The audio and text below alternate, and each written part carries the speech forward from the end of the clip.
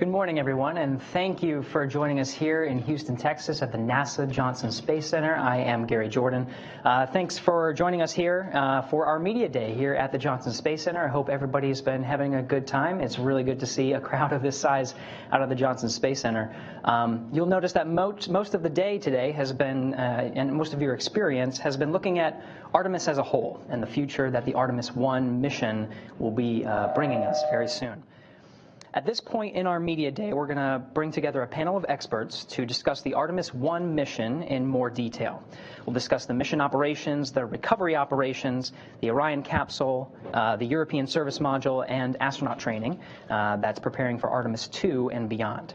So joining us to provide remarks and answer questions, we have here at the Johnson Space Center, Rick LaBrode, lead Artemis I flight director, Judd Frieling, Artemis I ascent and entry flight director, Debbie Korth, Orion Program Deputy Manager, and Reid Wiseman, Chief Astronaut. Joining us remotely from NASA's Kennedy Space Center in Florida, we have Melissa Jones, Artemis I Recovery Director, and joining us from the European Space Agency in the Netherlands, Philippe Deloo, Orion European Service Module Program Manager. Thank you all for being here. We'll first start with a short presentation from each of our briefers before opening it up for questions. We'll be taking questions on our phone bridge as well as here in the room. For those here in the room, please raise your hand nice and high so we can see you and run a microphone over to you, and then ask your question once you actually have the microphone. For those on the phone, please press *1 to enter into our queue so we can get to you and you can ask your question. Now we'll start with our experts here at the Johnson Space Center. I'll first hand it over to Rick and Judd. Go ahead, gentlemen. All right, thank you, Gary. And as Gary said, my name is Rick LaBrode. I'm the lead flight director for the Artemis I mission. And before Judd and I start with our mission overview, I just want to take a moment and thank you all for coming out today.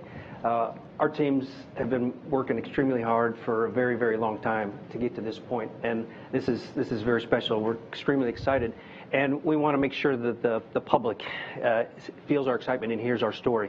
And we realize that we rely completely on you all to do that. So thank you so much for coming out today and showing interest in our mission. So we'll go ahead and pick up with an overview of the mission. I'm going to hand over to Judd to start the first part. All right, good morning, everybody. Let's see, Artemis I, our first planned launch attempt will be August 29th with planned splashdown of October the 10th. Charlie Blackwell-Thompson and her team at the Launch Control Center at Kennedy Space Center will hand over the vehicle. Once they launch that vehicle and unleash the 8.8 million pounds of thrust, we'll start our journey. If we could have the graphic there. Once we start the liftoff and the vehicle clears the tower, we'll start a roll program that will bring the Orion capsule to a heads-down position, much like we did in shuttle. About a minute into the flight, we'll experience our maximum dynamic pressure, and so the 4 core stage engines will throttle down for that period.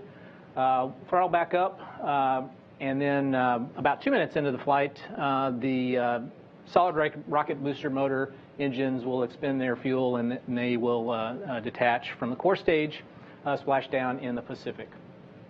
The Atlantic. We continue on to another about 3.5 minutes or so. The service module panels will jettison along with the launch abort system, and those will expose the solar rays on the service module and the capsule of Orion, the command module.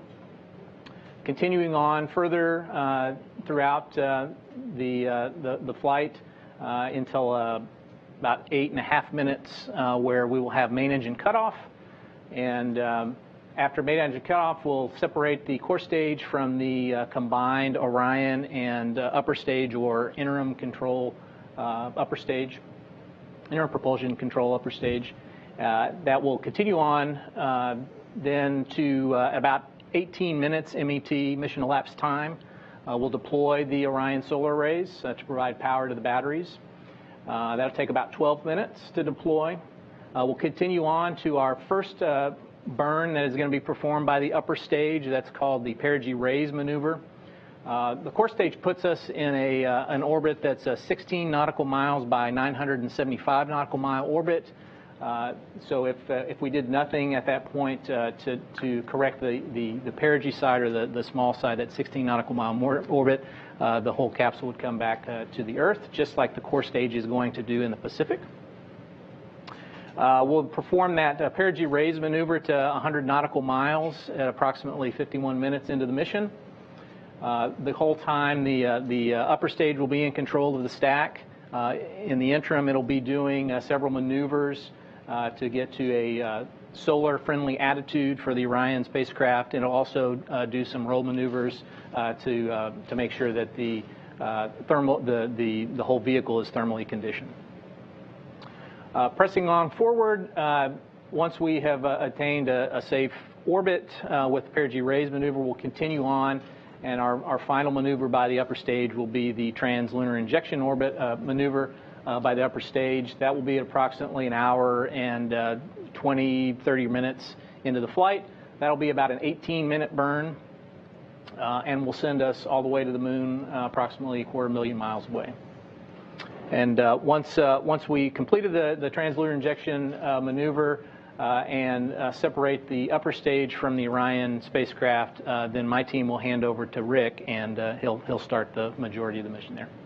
So Rick, you want to talk about that? All right. If we could go to the next chart, please.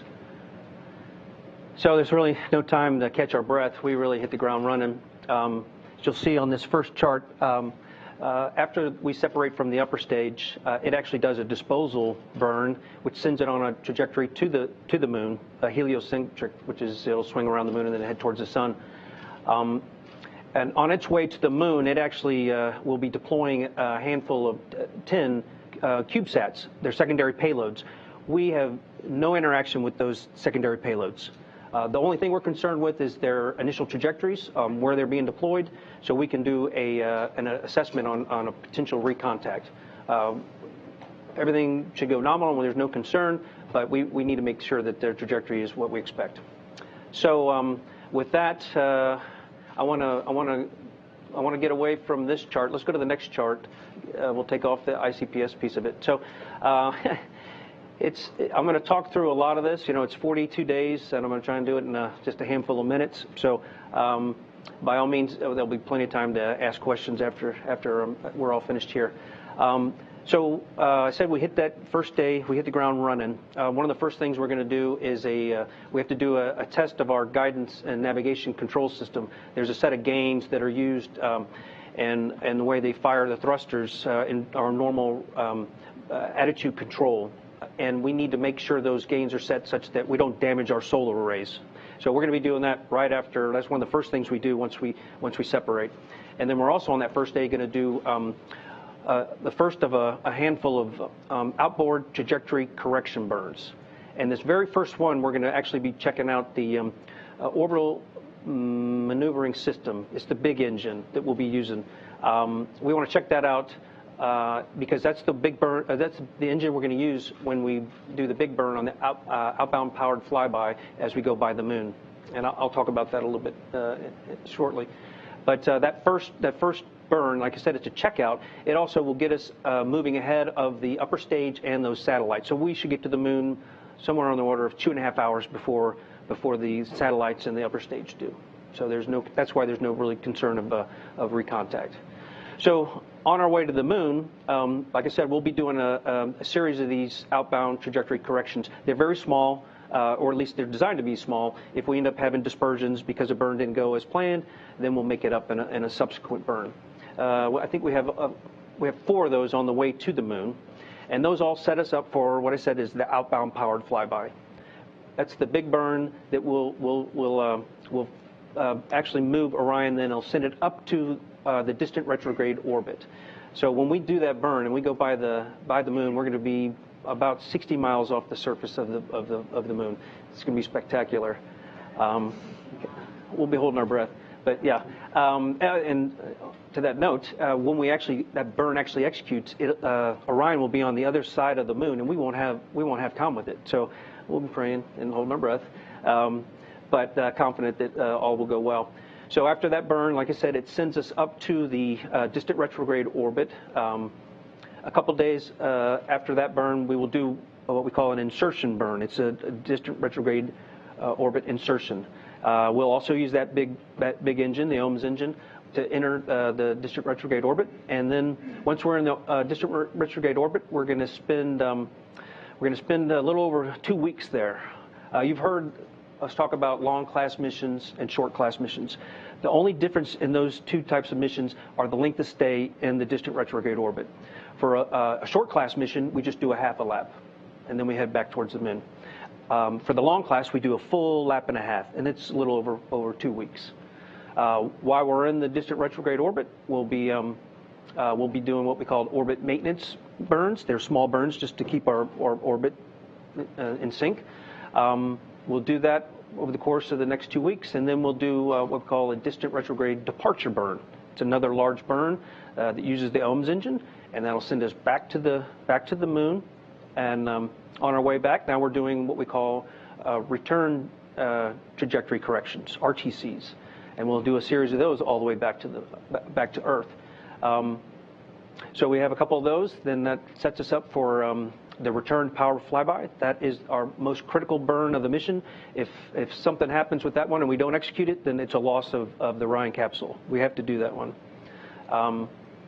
But we plan accordingly. We have down mode capabilities, and we can talk about that if you have questions. But so we do the RPF, which actually sets up the entry interface. That's the area where when we enter the atmosphere several days later, and sets up our splashdown off the coast of California. On the return trip back to the Earth, we do a series of these correction burns that I talked about, and it's all to make sure that we hit that entry interface target as designed. And you know, I've gone through the mission very quickly, just so you know. On those days where we're coasting the moon, we're doing a lot of activities. We're doing a lot of developmental flight test objectives to just basically test out the onboard systems. We're doing a public affairs outreach event every day where we maybe maneuver, do a selfie of Orion with the moon in the background or the Earth in the background. Some days we're going to try and catch the Earthrise. That's a spectacular image. There's a couple milestones throughout the mission where we actually enter the sphere of influence of the lunar, where the lunar gravity really starts taking effect. That's a milestone that we'll try to capture in a public affairs imagery. When we get to the point where we're actually the furthest away that any human-rated spacecraft's ever been, further than any of the Apollo vehicles went, we want to capture that in a public affairs event. So we'll be busy the whole mission. I went over it really quick, but yeah. So once we get back to Earth, we do RTC 6, which sets up that entry interface, and then I hand it back to Judd to take you through the rest of the mission. Thanks, Rick. Yeah, as Rick mentioned, that return power flyby maneuver is essentially our deorbit burn. That's way back at the moon. It's about a week before we enter the Earth's atmosphere. So about 20 minutes before we enter the Earth's atmosphere, the entry interface, we'll separate. You can go to the slide there that we have. Next slide. We'll separate the command module from the service module. And once we perform that, we'll get into the proper orientation. We'll put the command module in the proper orientation for entry. We'll do a little bit of a set burn after the command module and service module separation. That's to shallow out the angle that the command module is entering. So it's just provides a little bit more separation from the service module, which is going to dispose in the Pacific Ocean. We'll start our entry interface, and we're actually doing what's called a skip entry profile. So we'll hit entry interface at 400,000 feet, and then we'll immediately start to control the lift vector of the capsule such that we dip a little bit in the atmosphere, and then we come back up out of the atmosphere a bit, and then come back in. So we'll have two blackout periods of COM due to the plasma heating of the capsule. Once we get out of that second period, we will continue our journey towards our splashdown site, which is going to be in San Diego, off the coast of San Diego. We have the four-bay cover jettison. Actually, I think the next slide is a little better picture to show you the sequence. Once we get a little further down into the atmosphere, About 35,000 feet are 4 big cover jettisons that brings out the drogue chutes. And those drogue chutes deploy around 24,000 feet, followed by the mains at about 6,800 feet and between 6,800 and 5,600 feet. And then we'll continue on down to 1,500 feet where the Orion capsule will do a landing reorientation maneuver such that it'll roll the capsule so that we're going to hit the waves of the ocean at the proper angle. Let's see, and once we splash down, we'll leave the vehicle powered for about 2 hours, and we're going to do some testing there, thermal testing to make sure that we have adequate cooling for astronauts when we do eventually have them on board and are waiting to be picked up by the recovery crew. Then after that 2-hour period, we will power down the vehicle and we'll hand over the vehicle to Melissa Jones and her team, the recovery team that's there on a Navy boat. So with that, Gary, I'll hand it back to you. Thank you, Judd. Thank you, Rick. A 42-day mission in 15 minutes. That was fantastic. Thanks for the detailed mission overview. Let's go over to Debbie Korth to talk about the Orion spacecraft. Okay. Good morning, and thank you guys for being here. It's great to see this room full of people and see all the excitement about this mission. Very exciting time for NASA, very exciting time for Orion. Been working on this for a long time and really looking forward to where we're going to go on this mission just 24 days from now, headed back to the moon. So it's just amazing. So let's go to the next animation. We've got some graphic here to kind of explain the pieces of the Orion the Orion vehicle. It's made up of 3 main elements. Is there an animation that we can show? Yeah, let's see. There we go. Okay, thank you. Yeah. So made up of 3 main modules, the crew module, the launch abort system, and the service module. So you've heard the crew module also referred to as the command module. That's that silver capsule there in the center. The silver surfaces you see are our back shells. It's made of about 1,300 silica tiles, very similar to what we flew on the bottom of the shuttle during the shuttle days. And it's covered in some paint and some Ciox tape and aluminum tape to help with thermal protection. So that's kind of what you see there on the outside. On the bottom of the crew module, you'll see the heat shield that we've talked about being one of our primary test objectives on this flight. It's 16.5 feet in diameter, so it's the biggest heat shield we've ever built. It ablates some material away as we re-enter. The crew module also has its own small propulsion system. It's got several reaction control system jets that perform those type of maneuvers that Rick alluded to on the re-entry when we have to orient to the right orientation before landing.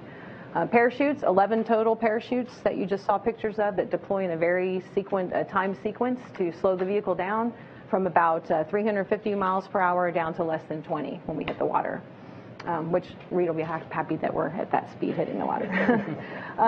Pyrotechnics throughout the vehicle. We talk about, jettisoning things like the launch abort system or the service module when we're done with it. We use these pyrotechnic devices that help make those vehicle separations. And then when you go inside the cabin, you've got your environmental control and life support systems, so everything that controls pressure, temperature, and humidity inside the volume. That crew module is designed to hold 4 crew members for 21 days, and so obviously on Artemis I we're flying uncrewed. This is our test flight, so expect to learn a whole lot about how all these systems work. Inside the vehicle also there's avionics systems, our guidance, navigation, and control, communication systems, which are a lot different than the GPS you probably used your map to get here today. It doesn't work outside of the distances we're going, so we're using a deep space network kind of system for our communications. And then several payloads that we're flying on this flight, several of which are in the crew seat location. So we won't be flying crew, we'll be flying some mannequins and some torsos that are simulated human tissue and organs that are looking at radiation protection, radiation environment, the acceleration of the vehicle, and how that affects the human body, because our goal is for the crewed flight on Artemis II. For future crewed flights, won't be on this mission, but we'll be adding in a waste management system, a galley, and exercise equipment, all for crew health and comfort and safety during the mission. So we can go to the next slide. So this is the crew module and the service module located in our factory at the ONC. This is before we install the launch abort system. Artemis I, as you know, we're testing all these systems and capabilities, and this will be the kind of configuration of the vehicle that will be available mostly during the mission that we're talking. One of the main objectives you've heard is about the heat shield, and so the heat shield is the vehicle comes back at about 25,000 miles per hour, and we end up at temperatures of about 5,000 degrees Fahrenheit, which is about half the temperature of the surface of the sun. So we're talking about very high temperatures we're trying to protect for. We have a block design for this heat shield. It's made up of these Abcoat blocks that are adhered to a skin and a skeleton, and we'll be testing that as one of the main objectives. But of course, when you look at the spacecraft, we talked about some of the other objectives as well. You can see the solar arrays here folded up against the vehicle. We'll be doing what's called the modal survey of those solar arrays once they're deployed, and looking at how they respond to different jet firings, engine firings, to make sure they can handle the vibrations and the loads that they'll see throughout the mission profile. Checking out all of our guidance and navigation and control, and then obviously the parachute systems as we come back in. Okay, next slide. So next picture is the vehicle as it came into the vehicle, the vertical assembly building there at KSC. So it looks a lot different now. We've got the fairings around the crew module and service module, and we've got the launch abort system mounted on top. So the launch abort system, didn't talk about that previously. It's designed to pull the crew capsule away in case there is an emergency on either the launch pad or during the ascent phase. So it's made up of 3 solid rocket motors. The first is the abort motor, and that's what actually pulls the crew member away. Very powerful. It goes from 0 to 400 miles per hour in 2 seconds. So talking very quick, really trying to outrun an SLS that might be having an issue during launch. At the top of the last system is the attitude control motor, and that's what's used once it is separated from the hazardous event. It steers the crew module away and allows it to get to a safe location. And then finally the jettison motor, which would jettison the launch abort system from the crew module. So on Artemis I, that jettison motor is the only active motor. We don't plan on using the other functions. This is a non-crew flight, so we didn't put those motors on the vehicle. But the jettison motor is the one that works every flight. So it's either, eventually you take the last off, whether you're in a nominal flight or in an emergency situation. Okay, I think we can, let's see. We can go to the next slide. So this is a picture of us rolling out to the pad for one of the wet dress rehearsals. Before we got to this point, every component, every system, every module on this spacecraft has been thoroughly tested. We've done over 48 engine tests between the aux engines and the main engine that we talked about to make sure we have a robust propulsion system. That parachute system that we showed, 25 different drop tests that we did, chunking capsules and lawn darts out the back of military aircraft, making sure that we can handle every parameter, things like chutes out or different wind conditions, wave conditions, looking at all of that through that test program. Literally thousands of hours of avionics and software testing in the laboratories here at JSC and at Denver, where our Lockheed Martin prime contractor is located. And then we took the entire spacecraft to a thermal vacuum chamber up at Glenn Research Center, the Armstrong Test Facility, and it spent over 47 days in that chamber, just really wringing it out, testing every aspect of the temperatures that we'll see, the vacuum, the pressures, acoustics, and so really have spent a lot of time testing this at the component and module level. If you've been following Artemis for a while, you also know we did 3 flight tests. We've done 2 complete flight tests of our launch abort system. So one was a pad abort 1, which was looking at performance from a pad escape, and one was the ascent abort 2, which was looking at it during that very dynamic phase of the ascent. And then finally we had our exploration flight test 1 that happened a few years ago that tested out most of the crew module systems, and obviously we've added things today, and then we've also added our service module. Okay, I think we can go to the next slide. So here we are on the pad. This is the last picture we took before we rolled back into the VAB, and I just love this photo. It gives me chills to see this moon in the background, our destination sort of calling to us. Just a huge amount of collaboration, testing, and energy and effort that's gone into putting this together. We've had over, I'd say 3,000 to 4,000 suppliers in every state of the United States. So really just a huge effort across our country.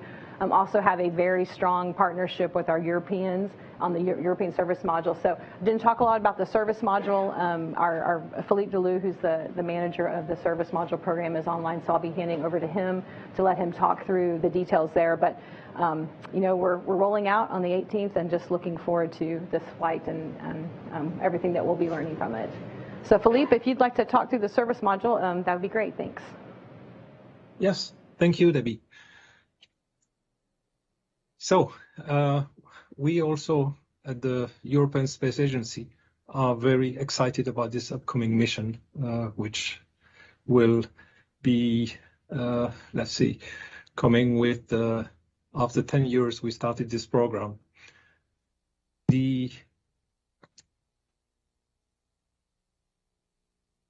Sorry, I have a blank. Yes. So I would have loved to be in Johnson in person in order to take this media event, but I'm taking it here from the research center at the European Space Agency here in Holland in the mission room that our engineer will use here to support the mission.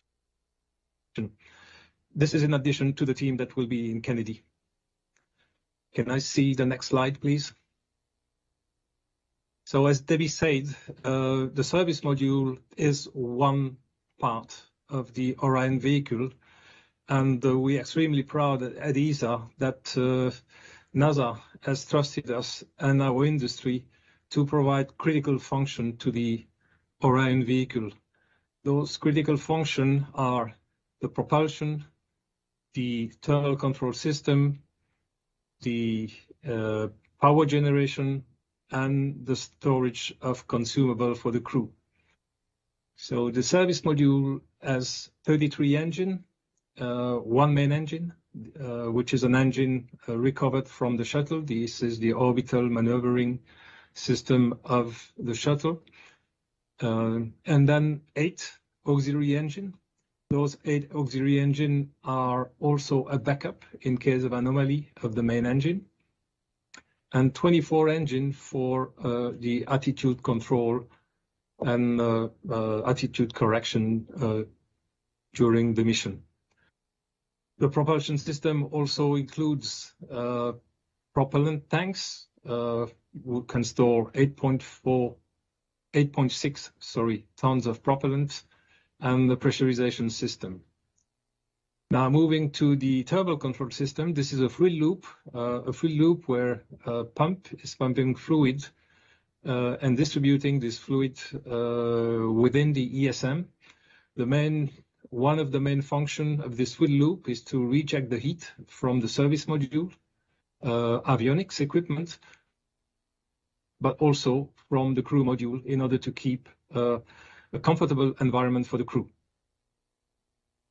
The next function is the power generation. This is, of course, provided by the solar panels. Those solar panels provide 11 kilowatts of power. It provides basically in an hour more than you need in order to supply the need of a home for over a day. So in addition to the solar panel, there is a power conditioning system in order to condition the power and distribute it to the service module, but also to the crew module. And finally, the last system is the crew consumable. In the future version of the service module for the Artemis II mission plus, this will provide water, oxygen, and nitrogen.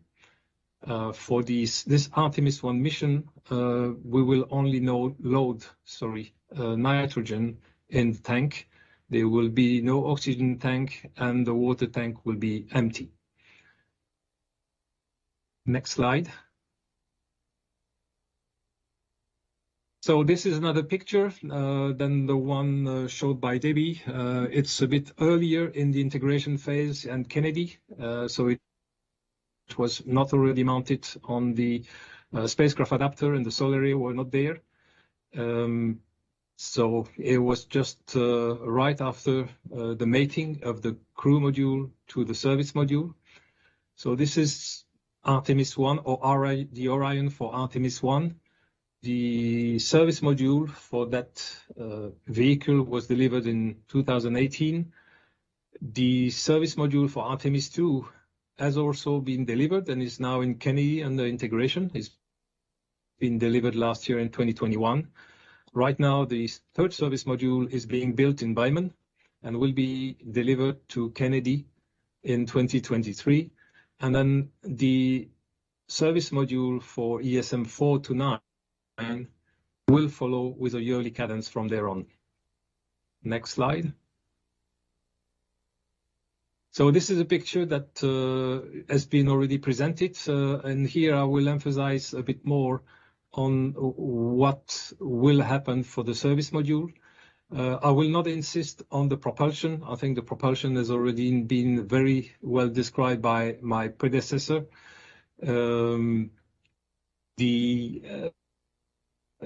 I presented 4 functions of the service module. Those 4 functions will be verified once on orbit. For example, for the thermal system, we will check out that everything is functioning nominally. We will also verify that our prediction of the thermal behavior of the vehicle is as expected, or whether there are things that we did not predict properly and will need to adapt or correct to validate our prediction. Same thing for the power system. One feature which is unusual on the spacecraft is that the solar array has 2 gimbal axes. So not only you can track the sun by rotating the solar array on their axis, which is usually what other spacecraft do, but also you can cant the solar array forward and backwards. And this is needed for 2 reasons. One reason is during the big burns, because structurally the solar arrays would not be able to withstand the loads if they are at 90 degrees of the service module. But second, it allows to have a better tracking of the sun when the vehicle needs to have a specific attitude, for instance, when the vehicle will be approaching the gateway.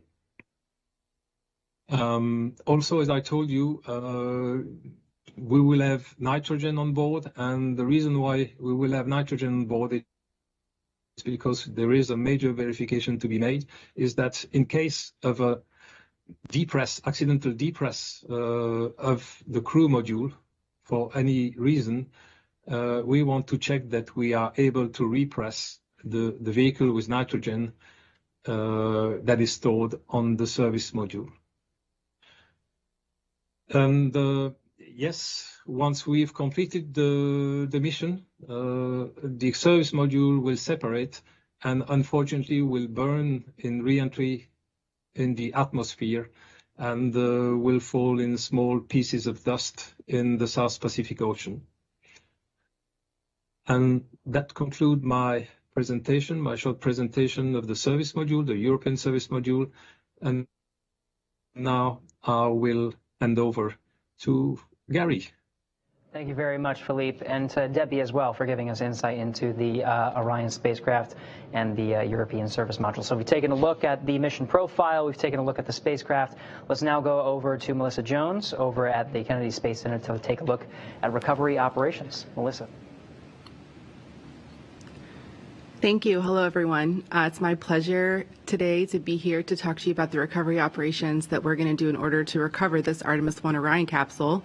For the past several years, the team based here at Kennedy Space Center have been working with the U.S. Navy to create, refine, and practice our recovery operations to get the capsule back when it lands for Artemis I. Just last fall, we completed our final test called Underway Recovery Test 9 aboard the USS Martha, and that certified us to do these recovery operations. These recovery tests allow us to experience life aboard a Navy vessel for 6 to 8 days as we are practicing with a full-size Orion mock-up. And we practice over and over again what will happen on splash day to refine how we work with the capsule and integrate with the Navy. We have a decades-long partnership NASA does with the Navy, as I'm sure you know from our time with Apollo, recovering human spaceflight missions, and this Artemis program will just build on that experience that we have with them.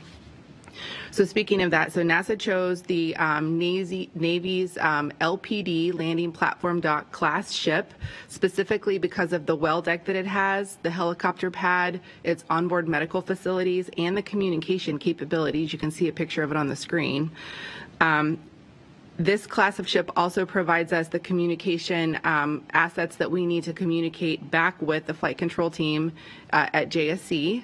You heard Judd talk about it earlier. So on recovery day, we will be in communication with his team, listening for burns as they happen and information that will allow us to know what are we going to get when the capsule lands from a health and status perspective. During the mission, the capsule will travel about 25,000 miles an hour before slowing to 300 miles an hour after entering the Earth's atmosphere. And when the parachutes deploy, we're expecting it to slow to about 20 miles an hour before it glides into the Pacific, where we'll go get it. And that landing location is approximately 50 to 60 nautical miles off the coast of California. During the final hours of the mission, what we do to prepare while the capsule is getting ready to come back through entry is we deploy some helicopters off of the flight deck of the ship. We talked about that, and some divers. If we can pull up the first slide. We'll have a picture of the divers interacting with the capsule. But basically, those folks need to be in the open water and the air because we're trying to get as much data collected as we can upon entry. So we want to see the parachutes, we want to take imagery, we need temperatures, how is the TPS performing, and so it's very important that we already are deployed so that we can get that information as quickly as possible. And then the deployed team of divers is pictured on your screen. The very first task that they will have is trying to get to the jettison hardware that was mentioned before it sinks. There's a forward bay cover that comes off of the top of the capsule. Judd talked about that earlier. And 3 main parachutes. Those are the top priorities we have for getting back as quickly as possible that hardware. Now, of course, if we can get back drogue chutes or any of the other parachutes, we will absolutely try to do that. But those are our priorities. And while that's happening, there will be some tests happening on the Orion vehicle that were mentioned for cooling and other things. So we let that capsule sit powered up for a while we're focusing on jettison hardware. And so you can see once we're ready to recover the capsule, the divers will approach the capsule, which is in the picture that you're looking at. They will attach something called a pony collar, which is that colorful black and yellow and red and orange collar around it. And that allows us to attach lines to the capsule so that we can tow the capsule into the back of the ship, into what's called the well deck. So if you want to go to the next picture.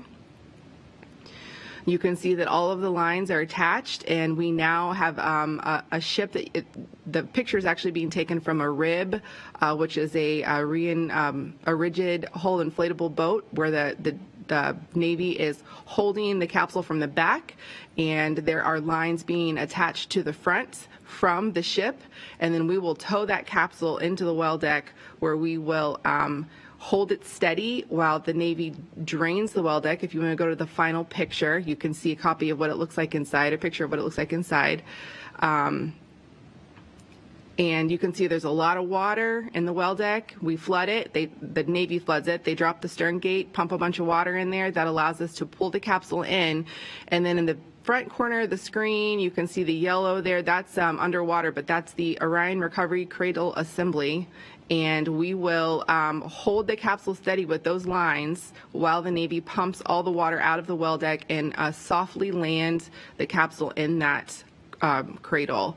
This whole timeline will be probably 4 to 5 hours long, which is a lot longer than it will be for crew.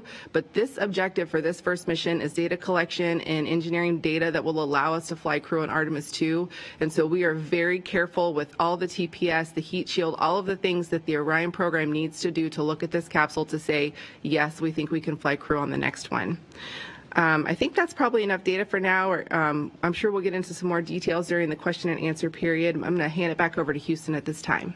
All right. Thank you very much, Melissa. Now you're seeing the Artemis I mission from end to end. It's testing the Orion spacecraft that will eventually carry humans to and from the moon, and those humans are training as we speak. So to talk about the humans that will make that journey, let's go over to Reid Wiseman. Hey, thanks, Gary. Thanks to everybody. This is unbelievably exciting to look at the Artemis I mission in so much detail. Obviously, we don't have crew on the first flight, but we have 42 active astronauts here at Houston, 10 astronaut candidates, and we'll be beating down the door for Artemis II and beyond.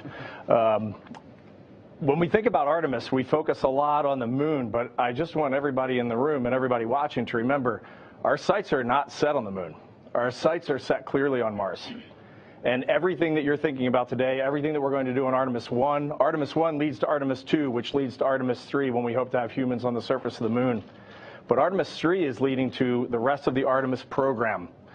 The first woman, the first person of color on the surface of the moon, and then the first humans tracking out to Mars and putting our footsteps in building science laboratories and inhabiting another planet. To me, it's just the most awe-inspiring moment that we have had here at NASA, and I love working here right now. It's an honor to get to do so. So what are our 42 active and 10 astronaut candidates doing right now to prepare for all of this? I have just a few very quick slides, far less detail than my NASA counterparts here and my European friends there, Philippe. But in order to land on the moon, in order to land on Mars, we're going to come down pretty much vertically. Whether it's SpaceX Option A, building their human lander for the moon that we will fly, or our other contractors that are coming online to take subsequent missions, we're almost certainly going to come down vertically. So we're spending a little time right now with the Army just to get familiar with landing vertically, landing in snow. What does it look like to be whited out like you would be on the surface of Mars or on the surface of the moon? And just a few hours in helicopters, but it is amazing how much you learn, how quickly you learn. And we are doing that not so that we're good at landing vertically, but so we understand the new and different risks when you don't have a runway that you're landing on. And you learn a lot very quickly. Next slide. We have been working off the planet for quite a while on this little tiny thing called the International Space Station. There's a great picture of Raja, who just came home on SpaceX Crew 3. He was the commander of that vehicle. Our crew is up there right now. Crew 4 with Chell and his crew, and they're conducting science day and night, 24/7, 365 days a year, and we've been doing this since the year 2000. And every day that I personally spent on the space station, I looked at it as walking on Mars. That is why we're up there. We're trying to make life better on Earth, and we're trying to expand humanity into our solar system. Next slide. This makes me jealous. One of my classmates, Kate Rubins, is somewhere in that photo. Two-time flyer to the space station, a microbiologist, and we have her out in a European training session just a few months ago called Pangea, where we're going out and looking at all lunar geology, how we would sample rocks, how we would get lunar samples, retain them, catalog them for the scientists on Earth. What we need to think about is a totally different way of thinking in a geologic time scale, and just thinking the way a geologist would think on the surface of the moon and onward to Mars. So we're doing that training. We also train a lot in Iceland. It is a very good analog to the lunar surface. Next slide.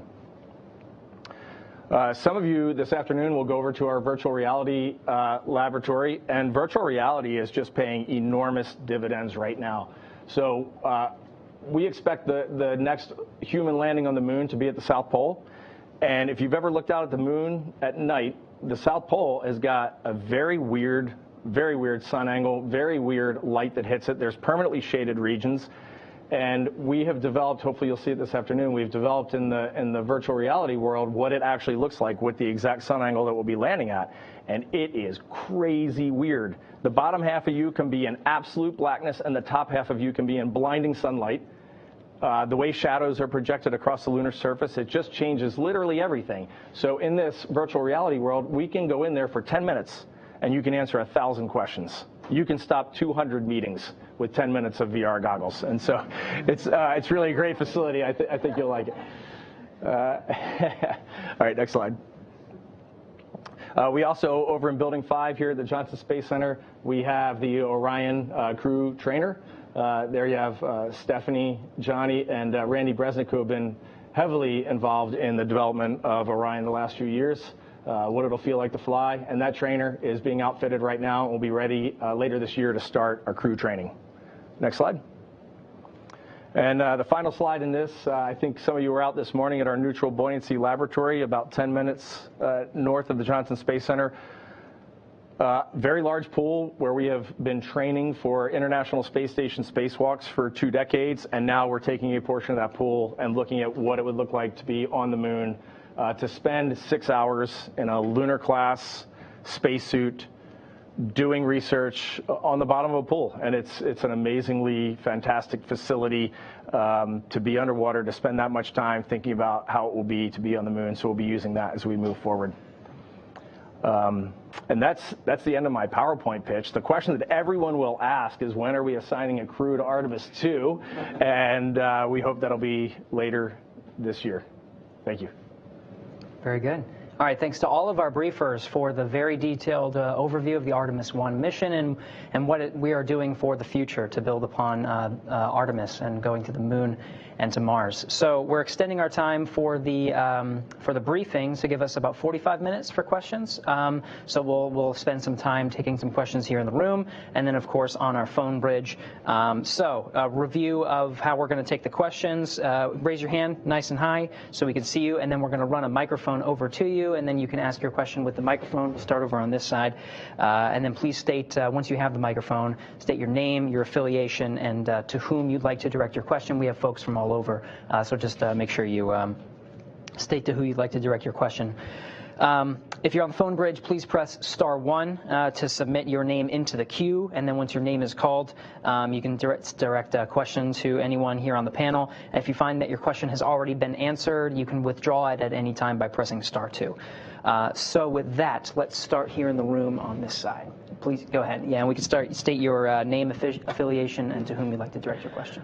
Chris Gephardt with NSF. I believe they're for Judd. In terms of ascent, with the launch abort system not having its abort motors installed, what abort options are available for Orion, and when do they become available in the ascent profile? And on the flip side of that, for landing, when you're coming into San Diego, what if the weather isn't good at the landing site on October 10th? What are your options to target a different one? What are the backup landing options for the 10th? That's a great question, Chris. Our abort options become available after the last jettisons, about that 3.5 minute mark. Our first abort mode that we have available to us is untargeted splash. So that would be where we'd separate and splash down somewhere in the Atlantic Ocean. We also have an overlap between that untargeted abort splash mode and then an abort once around option. That's about 7.5 minutes or so into the flight where we have that overlap. And the abort once around would take the capsule and put us off the coast of California in the Pacific. Additionally, we have, once the solar arrays are deployed, after about that 18 plus 12 minute mark, we have available to us, should something go wrong with the upper stage, we have the option to abort to orbit. So we'll do an orbit. Obviously, we wouldn't be going to the moon in that fact. As far as your question on entry, what options do we have for abort landing for weather? Once we do our deorbit burn back at RPF, return power flyby, our trajectory along the Earth's surface is fixed. So the only things that we can do to modulate is to land a little longer than we intended or land shorter than we intended. So uprange or downrange. And so we have several sites within 1,200 nautical miles of San Diego that we'll be looking at to make sure we can, and we're 90% confident that we'll be able to find one that will fit all the conditions that we need to splash down. Melissa didn't mention this, but 3 days out before splashdown, her recovery team is going to be halfway between that 1,200 nautical mile and San Diego. And so once we have a better idea what the weather's going to be like, we'll either send the recovery forces inland, or if the weather's bad inland, then they'll proceed outland. Okay, yeah. Hi, is this working now? All right. Hi, my name is John Moan. I'm a correspondent for Newsy. And again, apologies for the redundancy here. Once we get all the data from this unmanned mission, what's a refined timeline for when human beings are going to be going back to the moon? You want to answer that? Or? Yeah. So after Artemis I, the next step will be Artemis II, which is planned for 2024. So that'll be our crewed mission. We'll take all the data from this flight. The Artemis II, you saw pictures of the European Service Module for Artemis II has already been delivered. The crew module and the launch abort systems are already well on their way of being fabricated down at Kennedy as well. So we talked mostly about Artemis I today, but those vehicles are already rapidly being built. Plan to hand those over to our ground support friends in mid-2024 and launch by the end of 24 for crew. As far as Artemis III, targets in 2025, so we're trying to do annual missions after that. It's kind of outside the scope of this briefing because there's a lot of other components that have to feed into that. But in terms of the Orion vehicle and the launch system, those are both targeted to be ready by then. Mark Carreau with Aviation Week and Space Technology, and my question is for Rick LaBrode. How will this mission inform mission control and the team to prepare for the crewed flights, either 2 and 3? I guess what I'm saying is, what will you guys be focused on to make sure that you've got the bases covered for when you have a crew? That's a good question. Excuse me. So right now, all the performance data that we have of the vehicles really is test data that Debbie talked about. We supported all those tests, but it's all either test data or models, theory. And this mission is going to inform all the models. We're going to see how the vehicles are going to really perform in the environment that we're asking it to perform in. And so all that information is going to be knowledge that we're going to gain. We're going to be updating all of our procedures and our documentation to make it more accurate as to how that vehicle is going to operate. And that's just going to make us smarter controllers for when it is time to put the crew on the vehicle. Irene Klotz, also with Aviation Week, probably for Judd. After the perigee raise maneuver, how long before the TLI burn might there be to have Orion stay in Earth orbit if there's some issue? And also, what's the battery life on Orion before the solar arrays need to be deployed? Great questions, Irene. Let's see. So first question on perigee raise maneuver, how long can Orion stay on board orbit if there was if there was a problem? So if there's a problem with the upper stage, Orion still has the OMS engine available to it, so we can circularize, we can raise its perigee if we need to on its own, so we can perform an orbital insertion. Although in that case, we're likely not going to the moon. Does that answer your question? No, if there's the upper Can you pass the mic down? Thank you.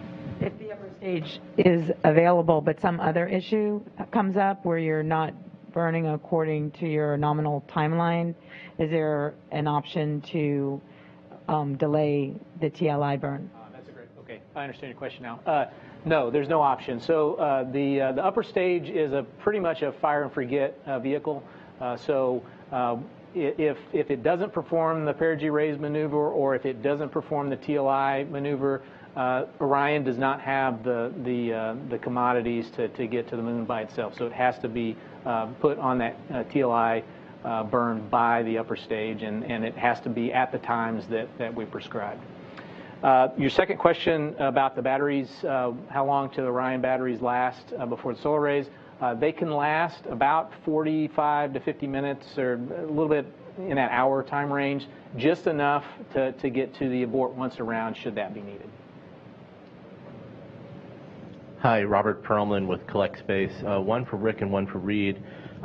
Rick, realizing there's no crew on board, how is the flight team going to be referring to the vehicle when it's in orbit over the loops? Does it have a call sign, or is it Orion, Artemis I? And for Reid, are there members of the astronaut corps who are assigned to specific technical roles for Artemis I, supporting either as a Cape Crusader or on reentry or in mission control? Mine's easy. It is Orion. We'll refer to it as Orion. Mine is more complicated. Many of these people you know well. Stan Love will be working in mission control. He'll be following along as if we had a capsule communicator on console. So Stan will be looking from mission control perspective.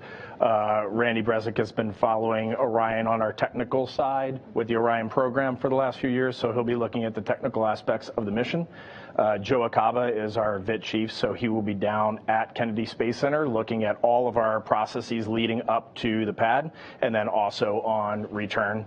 And then I will also be at Kennedy for launch, looking at where will we be putting family, where will we be in launch control the day that crew is on board the vehicle, and I'll be there with our flight ops director, Norm Knight, as we do that. That's the small scale, but also understanding that this Artemis I mission gets everybody fired up. So there is a large press element. So you will see astronauts all over with the administrator. We'll be doing a lot of interviews, especially I know this afternoon, a lot of folks will be touring you around as you're going through Johnson Space Center. So we'll be all over the place, but for the technical roles, those are really the folks we have assigned.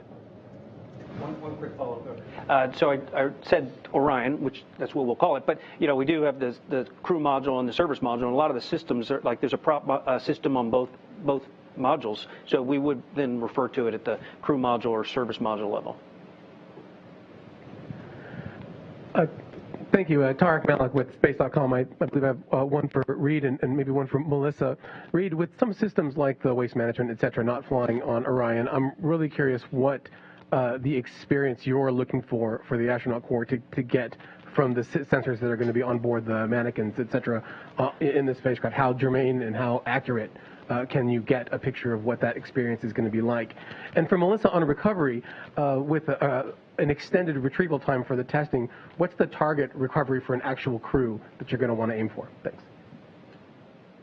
From the crew on board standpoint, I got to be honest, the thing I'm most looking for is how does this integrated system work? How does the core stage vehicle dynamics work on ascent? I know that will all be good. How does the ablative block heat shield architecture work on reentry? That is something we'll be watching. For the ride inside, we've been working on this vehicle for years. We've been doing egress training. We've been looking at the waste facility, the exercise facilities for years. That is not what we're looking to get out of Artemis I. This is a robust vehicle. It's built to go to deep space. It's going to be ready for crew when we're ready to fly there on Artemis II for sure. Yeah, I might add, on Artemis I, we are flying, like I said, some payloads that will help inform our models and make sure that the design that we have predicted is actually realized during the flight. So, the kinds of environments we're worried about, radiation, vibration, accelerations, all those things we're measuring in the vehicle. The heat shield has hundreds of sensors embedded in this abcoat block. So we'll be collecting, actual temperatures at actual locations, different depths, different locations. Same thing with the landing loads. We've got sensors that are picking that up. So really, I think, in terms of crew protection and crew occupancy, it's really about validating the design so that we're ready. These other systems like waste management, galleys, exercise, we do have a lot of those capabilities to test on the ground. We have crew over all the time testing out those facilities. If you're going to Building 9 later today, you'll see the mock-up, and there's all of those capabilities in there. As well as the vehicle that we're building up now for Artemis II already has the waste management system has been installed for a year. So we and in terms of that one specifically, that same waste management system has been flown to space station. So Reid mentioned about a lot of the stuff we do on space station informing our data. We use that as a test bed all the time to prove out the things like fluid dynamics you really want to test in zero gravity, right? So the waste management system's on board today. We did have another second question for Melissa. Let's go over to Melissa. Okay. Hi, that was a great question. So our requirements for getting crew to medbay is 2 hours. I will tell you that our estimates think that we can beat that pretty significantly. We think we're looking at about 80 minutes. I will tell you that, however, the capsule that you saw in the picture that we showed you does not have an interior, and the trainer that we're using to refine those egress procedures with the DoD and timing is almost finished. It's actually going through final stages of verification and validation. So as soon as Artemis I is over, the very first underway test we will embark on with the Navy will have that new capsule that has a hatch and seats in it, and we'll start refining how quickly we can get to the capsule, open the hatch, get the crew out, and get them to medbay on the ship. So estimate is 80 minutes at this time, but we think that we can beat that and refine those procedures. Excellent. Let's go back in the room. Gina Sinceri, ABC News. I think this is for you, Rick. If you launch at 8:33 a.m., it's a 42-day mission. If your launch slips in that window, how does the mission duration change and why? Okay. Actually, the mission duration doesn't change at all. It'll force our team to do a lot of replanning, but for the most part, the mission is identical. That's the beautiful thing about allowing for a 2-hour launch window. It gives us flexibility for the launch teams to successfully launch, and we can still execute the same mission. The primary burns may slide on the order of minutes, but pretty much the mission will be the exact same. I'll add on to that. So the reason that it's the same duration is every launch day we're targeting the same point in space for TLI, translunar injection, and so when we move through that window, we're just changing the angle at which the rocket is approaching that TLI, and actually that TLI is moving westwardly, throughout that window. So we're changing the angle at which we're approaching. Risk of getting way out over my skis. So we're gonna roll here. We have 3 launch attempts, right? We've got the 29th, I think the 2nd and the 5th. But I think this is a really important point. We're flying this vehicle as a test flight. We do not know everything. We've modeled everything. We've evaluated everything. We've tested everything we can test on the ground. But it's a whole different ballgame when you roll to the pad and you go to get off of that pad. So there's a very solid chance we roll, we go for the 29th, and we don't make the 29th. And there's a chance we don't make the 2nd or the 5th. And in that case, then we're going to roll back to the VAB, we're going to reset a few systems, and we're going to go back out. That next set of 3 launch attempts, we do go to the shorter class 22, I think, day mission. So just keep in mind, there's a lot of unknowns still out there. So yeah, so just to make sure it's clear. So the 29th, the 2nd, and the 5th are all long class. They're going to all be 40-plus day missions. But if we roll back and then we go into the next launch period, then we start off. It's generally the first part of the launch window, which is several weeks, is a short class, and then we transition to a long class. Go ahead. Hi, okay. Bill Harwood, CBS News. I just want to follow up on those last ones. We've all been told the 29th, 2nd, and 5th. Charlie Blackwell Thompson said last week, or earlier this week, if you roll out on the 18th, she said you get 2 attempts. Explain what's going on there. I don't understand the flight termination system, battery install. When does that clock, that 20-day clock, if it is a 20-day clock, when does the 20-day clock start ticking? And if you roll out on the 18th, what's your last opportunity to fly? In other words, do you really get all 3 of those opportunities or not? And a second question I'm squeezing in. I'm not standing in my driveway looking out at the moon. What are you going to show me with your finger? What is the orientation of that orbit as I'm looking at the moon? But Apollo, it's going around the moon, it's an eclipse, around the moon, eclipse. What is Orion doing in that distance? In order, as I look at the moon from Earth, try to visualize that in the eclipse. Sorry for too long. That's good. No, that's a great question. I'll take the first one. If the briefers can reiterate the question, we actually didn't capture that for TV, okay. So just a quick reiteration and then answer it. Thank you. The first question that Bill had was, what is the actual constraint on the flight termination system, and where does the 20 days that Charlie Blackwell Thompson talked about come from, and where does the clock start? So the clock starts during the processing in the VAB. That window starts when they install the FTS batteries, they charge them up. That's when the certification period or the starts at 20 days. So I believe, and I'm not exactly sure the day that they're planning to do that, but that'll be around like the 16th or 17th, something like that. 20 days later, the range has told them that the batteries are only certified for 20 days, and so I think that puts you right after the 2nd, so like the 3rd or 4th, right there, not quite to the 5th. And so that's where, why she quoted 2 days attempts, right? Because the 20-day certification ends right on the edge of being able to pick up the 5th. I do know that they are in talks with the range, the Eastern Range, to try to extend that certification to a little bit longer than 20 days, hopefully to bring in a 3rd attempt, but those negotiations are still in work. As far as your second question, I don't know, Rick, you want to take that one? Sure.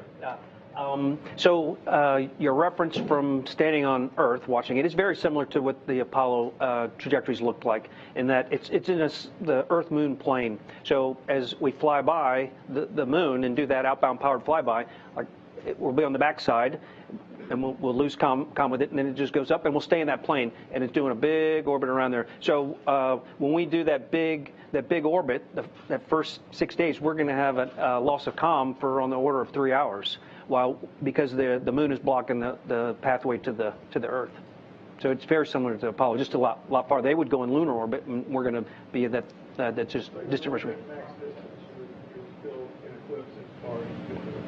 Yeah, it all depends, but yes, probably. Hi guys, Tom Costello with NBC News. Thank you for a terrific briefing. Thank you very much. I had a couple of quick follow-ups. You had mentioned that there are 2 blackout periods on reentry, and I'm blackout for comms. I'm curious why that is. Shuttle, as I understand, did not have any blackout periods. So what's changed? Is it the reentry position? Is it the speed? Why 2 blackout periods on reentry? And then the second one is, if there were to be a reason to abort on liftoff, any chance at all of aborting to the space station, or is that not possible at all? Thanks, Tom. Good questions. As far as the blackout period, the orientation of the antennas, that all has to do with why the shuttle didn't have the blackout. Originally, early on in the shuttle program, there were blackout periods until they were able to get antennas on top of the shuttle to look up at the teeter satellites. As far as the double blackout, it's just antenna orientation, and there's lots of plasma coming around. The vehicle. I believe the Soyuz is the same has the same issue, right? There's a period of time where there's blackout due to the plasma field. As far as your second question, no, there's not. It's not a possibility to abort to the space station. It's not even anywhere near the same orbit. Okay, so it's good. Okay, Joanna Pinkworth from Polish Public Television. The question will be for Reid. Do the astronauts from Artemis mission need some different training than other astronauts who are flying for the ISS or something like that? And how old are they? The way I look at it is, right now we have 42 active NASA astronauts here. Artemis is an international program, and we'll be flying colleagues from around Earth on this vehicle as we move forward. Right now, every one of our astronauts is eligible for an Artemis mission. So if you get assigned to a space station mission, you go into a space station training track. If you're assigned to an Artemis mission down the road, you'll go into a very specific Artemis training track. While we're not assigned to those missions, I personally want our astronauts to be as well-rounded as possible. Even though you may not walk on the Moon, studying geology in Pangea helps you when you're on the space station looking down at our Earth, looking at the geologic processes that you get to see for 6 months or a year when you're looking down. And the thing you never get with robotic missions are these eyes and this brain. And we can think up some crazy things when we are left to be a little bit bored. It's just amazing what you get to think about on the space station for 6 months when you look down at our beautiful planet and watch it orbit the sun and see how it changes. So I say we're all the same until you get assigned a mission, and then you go into a specific training track. And for age, we have anywhere from late 20s all the way up to mid 60s. And as long as you are healthy, there is a tiny bit of medical testing on us. As long as you are healthy, then we're going to load you in a rocket and shoot you off the planet. And walk on the Moon, and then onto Mars.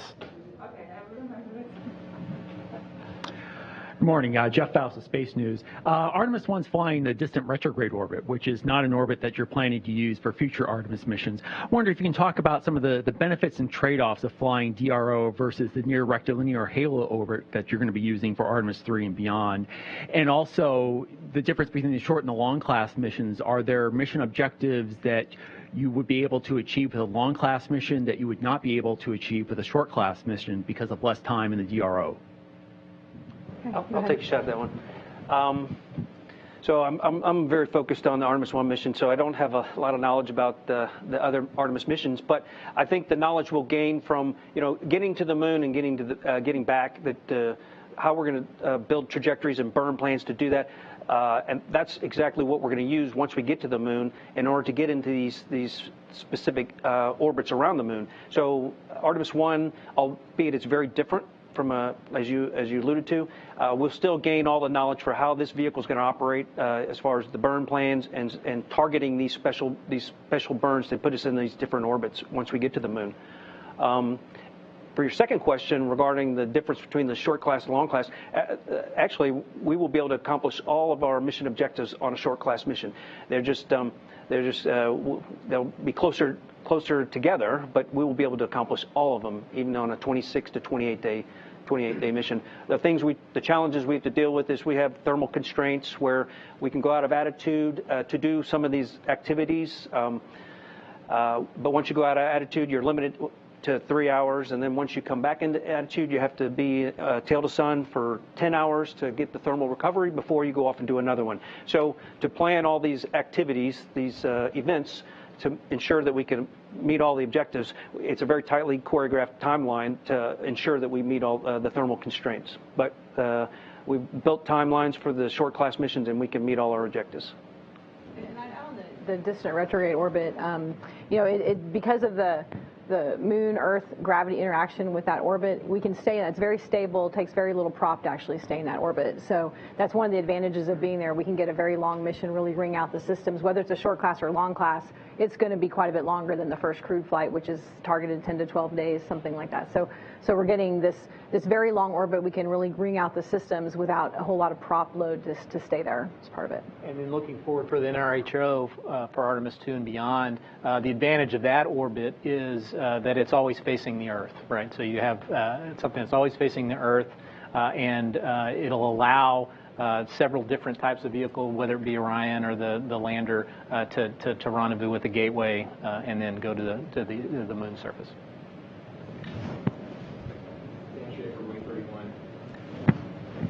Check. There you go. Dan Schaefer, Way 31 in Huntsville. This is a follow-up for Reid on the astronauts. So you've culled 40-odd astronauts now down to about 10 who want to fly on these first couple of crewed missions. How did you do that? Oh, we have definitely not done that. So we have 42 active astronauts, and then earlier this year, some of you folks were here, we announced our latest class of astronaut candidates with 10 Americans from across our country, all walks of life, to join our Corps, and they're in their initial training right now. When they graduate in about 18 months, then they'll come into the 42 active astronauts with us. Right now, we are looking, truly, we have not made any flight assignments. We have not necked down who is going to do what missions at this point in time. We want to watch Artemis I, and then we want to make the right smart decision when we assign 2, and then eventually 3 and beyond. Thank you so much. Roseanne Aragon with KPRC. Thank you so much for making time for us. I have 2 questions. The first is for Reid. We know the Apollo generation is watching, and this means so much to them. What is your message to those who worked on the Apollo program and how their expertise contributed to what you're working on today? What I would say to them is thank you. That Apollo generation landed humans on the moon at a period where I truly look back and think it was impossible. And then that technology, the very Johnson Space Center that we're sitting at right now, is a legacy of the Apollo era. But I don't think about that when I think about Apollo. When I think about Apollo, I think about every kid that watched that landing and wanted to work in mission control, that wanted to be an astronaut, that wanted to be a doctor, that wanted to be a school teacher. Like, the impact of what Apollo did was not putting Neil Armstrong and Buzz Aldrin on the moon. It was changing the way we look at STEM completely. There is nothing that motivates someone more than doing. And that is what Apollo did, and that is what Artemis is going to do. We are going out there and we are going to do this, and that way you really energize everyone. My second question is more of a technical question. I see a lot of big mission objectives here: testing the guidance and navigation control, seeing how the orbital maneuvering system does, making sure you nail the return power flyby. What is your margin of error, especially considering some of these things have never been done to this capacity at all? What's your margin of error, and what does success look like if not all of your objectives is met? Okay, well, the margin of error is small, But those trajectory correction maneuvers that I'm talking about, they're what are going to ensure that when we fly by the moon, we're at the right altitude and we don't run into it. And I talked about the burns. We assign a criticality to them. So a non-critical burn is one. If we didn't execute it, no harm, no foul. We can pick it up. We can make it up later. Then we have mandatory burns, where if you don't execute that burn, then you lose a mission objective. A good example would be the outbound powered flyby. So if we didn't do that, then we wouldn't be able to get up to the DRO and do the DRO mission. We'll still safely bring the Orion back, but we won't be able to accomplish all of our mission objectives. And then the last category is the critical burn. That's the return powered flyby, and that's the one, if we don't execute it, then it's a loss of the vehicle. So the margin in error is small, but we have opportunity to make sure that we make all the right corrections to make sure that we target our outbound powered flyby and our return powered flyby. So confident that we'll be able to execute the trajectories as necessary as long as the vehicle performs the way it's designed, we're going to get the mission accomplished. And I would add to that, I mean, this is a test flight. So we're also finding where the margins are, right? We're finding where the conservatism in the analysis that we've been previously done. And so in many respects, we're continuing to learn, right? And so we'll find where those margins are. Hi, I'm Cooper Heim with Singularity and Everyday Astronaut. Apollo had Hasselblad as the camera on the moon, and I'm curious to know, does Artemis have a camera? Actually, Artemis has a lot of cameras. Debbie probably could talk better to the internal ones, but on each of the solar array wings, we have a GoPro that's wireless, has a wireless link to the crew module, and we'll be taking imagery a lot throughout the entire mission, and we'll be transferring that imagery from the GoPro camera down to the we have camera controllers internal to see them, and then we'll be bringing those down to the Earth. But there's internal cameras also that I don't know the make of those. Do you know? Yeah, I don't know the make. There are several cameras inside the crew module, and actually there's a technology demonstration payload being flown called Callisto. You can read about it if you haven't already. It's a collaboration with Alexa. And actually, so you'll have a camera on board. You'll be seeing, from the vantage point of a crew member sitting in a seat. And actually, participants can interact with that. If you have Alexa at home, you can ask questions. Where's Artemis today? Where's Orion today? What's happening on the mission today? So there are various camera views, both externally. Some of that's imagery you want to capture for post-flight analysis. Did things perform the way we want, or did that solar array deploy and lock into place? So definitely, the cameras external help us during the mission if we start seeing data that looks like an anomaly. But then a whole bunch of video inside too as well for just see what's going on. Is that the same for whenever they go down to the moon? Will that be mostly GoPro? Will that be a RED? Will that? Yeah, good question. Those are Artemis III related, so I wouldn't be able to get to the answer today. I'm sure Gary can get you some information on what's happening on those. Mm-hmm. I might sneak a cell phone. They're pretty good cameras. Yeah. Thank you. Sure. Over here, Daniel Alfonso from The Independent. A lot of people ask questions about numbers and mathematics and specifics, and I want to talk about the human aspect. This is the very first time that we see an African-American, a woman getting into the moon. Diana Trujillo from Colombia being the flight director. Astronauts from Ecuador origin, from Salvador, from Puerto Rico. How important was for NASA to send that message out there? That this was like driving into diversity and inclusion, all of you guys.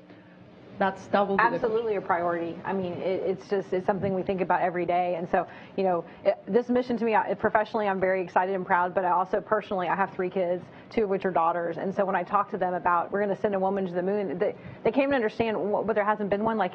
So they grow up in an environment where things are just so much more diverse and inclusive. So absolutely, to me, from a professional, but also from a very personal standpoint, I think it's a huge, huge deal that we've made this a very big focus of this mission for both women and people of color. Yeah. Absolutely. That's our job at NASA, is to do the things that are difficult and to do the things that are right and to motivate our base, which is our youth. And right now, our country is a diverse and extremely rich country, and we want our astronaut corps to look, we want every kid in America to look at our poster and say, oh, I see myself in that. I grew up poor, or I grew up in this state, or I grew up with this type of family. I can do that someday, and it's really important for all of us to stand together as we go and do this. And the neatest part about getting to work at the Johnson Space Center and at NASA as a whole is the team you work with. Every day when you get to work, the stories you can tell, the flight director class that we just hired that's truly from all over our country and the world, it is an amazingly rich place to work. And it's reflected every year. It's the best government agency to work in, and there's a reason for that, because we're a bit progressive and we really love what we do. All right, I'm going to go to the phone for a second. They've been very patient, so I just want to give them an opportunity as well. Marvin Marshall with the Nighttime News Space Report. Go ahead.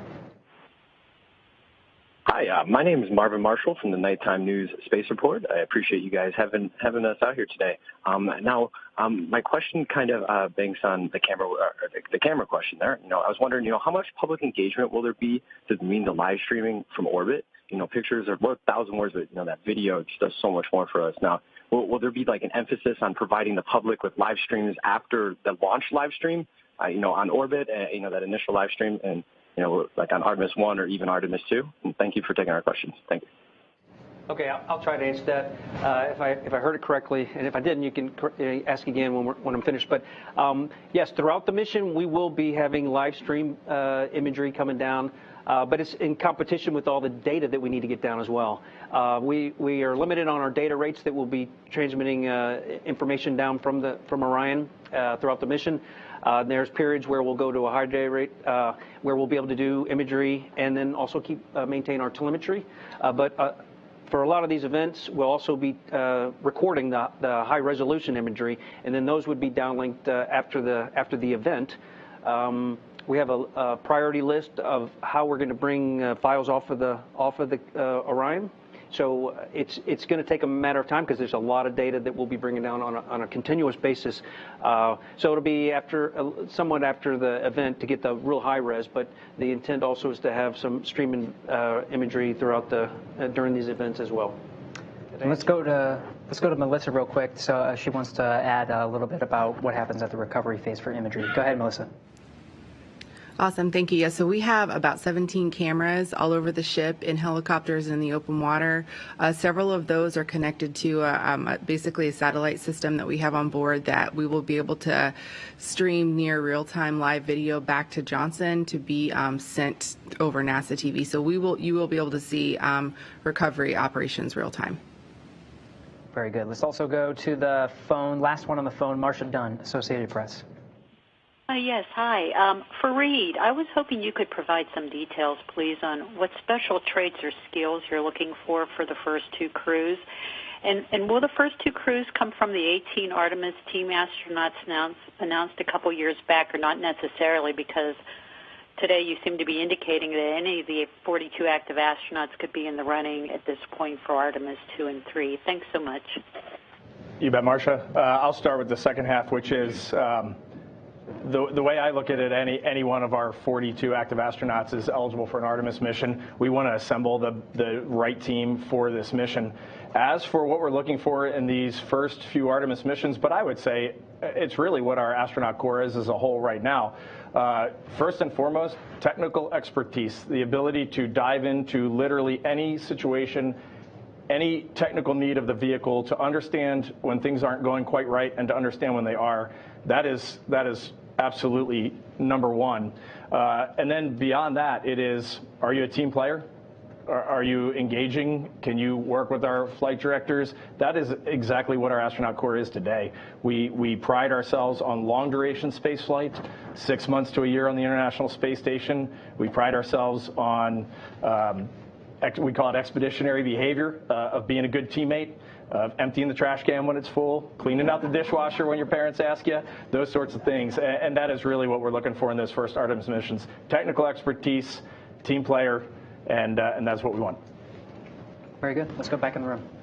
Florian Meyer with ARD, German Radio Television. Thank you for doing that.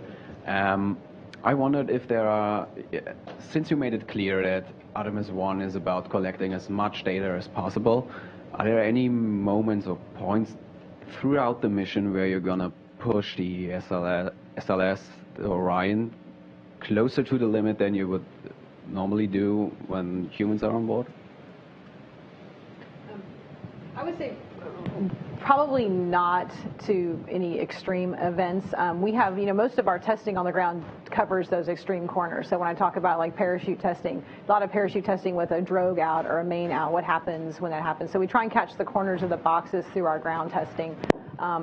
So I think, we're looking, but we use that ground testing to build models on how the system's going to perform across all environments. So really during the mission, we're capturing the data so we say what environment did we really fly in, and then did the response, in that environment, did the thermal and the pressures and the temperatures or the vibrations or whatever we're collecting, did it match the model predictions that we have based on all of our test data? So that's where I think we are. I think there probably are some operational things that we'll be a little more aggressive about because we don't have a crew, and our number one objective is to get the heat shield data, right? So there might be, let's go for TLI, which maybe wouldn't have been the call if you had crew on board, but because that is our primary objective, absolutely, we might take a little more, I wouldn't say risk, but, a little more flexibility there, but I'll let to elaborate on that. I think it's a good point.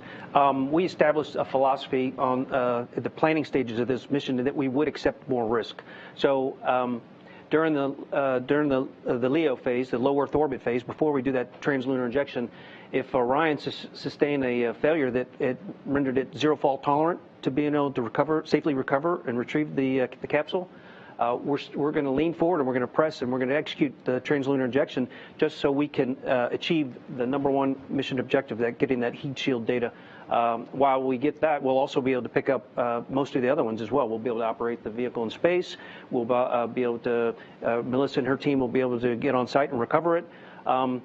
Because what we'll do is we'll burn the translunar injection and then we'll select an early return trajectory to bring Orion back quickly. We won't make it to the moon. We may do a lunar flyby depending on the nature of the failure, but that is so we can get that number one priority objective and then safely get the vehicle back. And then on the SLS side, we don't have automatic aborts. So we'll have automatic aborts that for the crewed vehicle. So they're all manual aborts at this point. So we're leaning forward in that aspect for the SLS as well. And I guess one other item, Melissa may want to jump in. After the reentry and splashdown, she mentioned that they have up to 2 hours from a requirement standpoint to get the capsule in. Obviously, I think we're going to beat that. But I think on Artemis I, we are leaving it in the water for 2 hours. We're doing a thermal soak back. We want to understand what is that thermal environment inside the capsule when we finally have crew in there on Artemis II. Did we predict correctly? Because they're going to be in suits. How long can they stay in suits and stay cooled? So in a case like that, we are pushing beyond what we expect on the mission just to collect the data again to validate the design. Yeah, let's go ahead. Great, thanks. Joey Roulette with Reuters.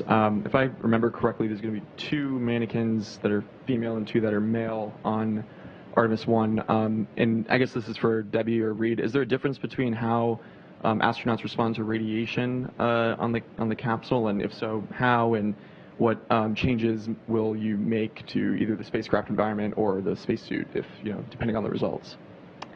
So I think, and I'm not fully up to speed on all the payloads, but there is one full mannequin called Munikin Campos. It was a naming contest that happened several months ago.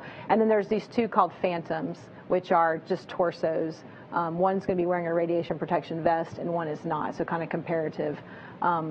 Radiation does affect women, obviously, differently than men. I don't know if there's something else from the crew standpoint you want to mention, but we're collecting the data to understand, did the protection of the vehicle provide what we expected?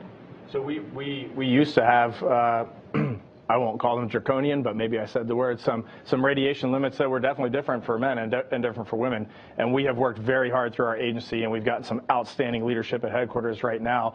And we have equalized all radiation limits. It does not matter whether you're a man, whether you're a woman, it is the exact same. And our end goal is, the United States of America is half men, half women. Well, space should be at least that. And so if we cannot make these spacecraft equitable and we can't fly any type of person on them, then we need to look at our systems and reevaluate. So from where we stand, there's absolutely no difference.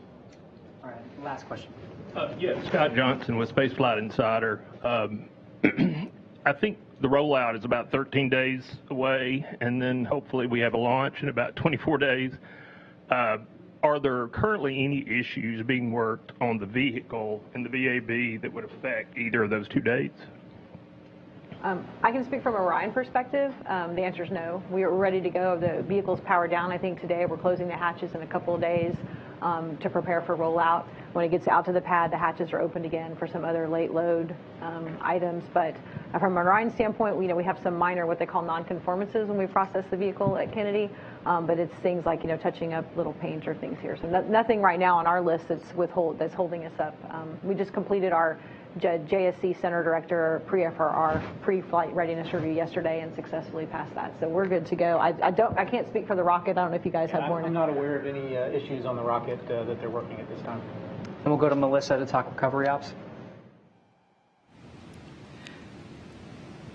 Hey, I was just going to comment on the question. I am here at Kennedy. I do share a wall with Cliff, who is the one who's getting us ready to roll out. I could tell you that we, at this time, are not working any showstoppers. I can't give you any technical details on any of the nonconformance we have, but we're looking pretty good right now for holding both of those dates. Excellent. All right, that'll wrap up our time for questions. Thank you all for submitting your questions into our briefers, for taking the time to do a detailed brief of the Artemis I mission. You can follow more about the mission on nasa.gov/Artemis-1. All these charts that you saw during today's briefing will be available online, so we can point you in the direction if you're interested in those. Thanks again for joining us. That'll wrap up today's briefing.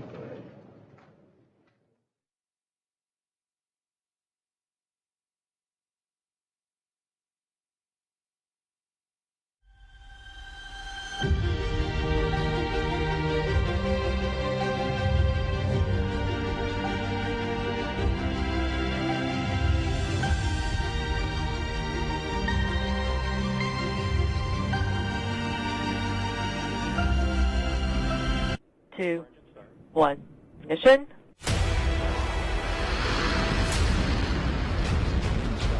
And liftoff. Copy, 1 Alpha. Pushing downrange.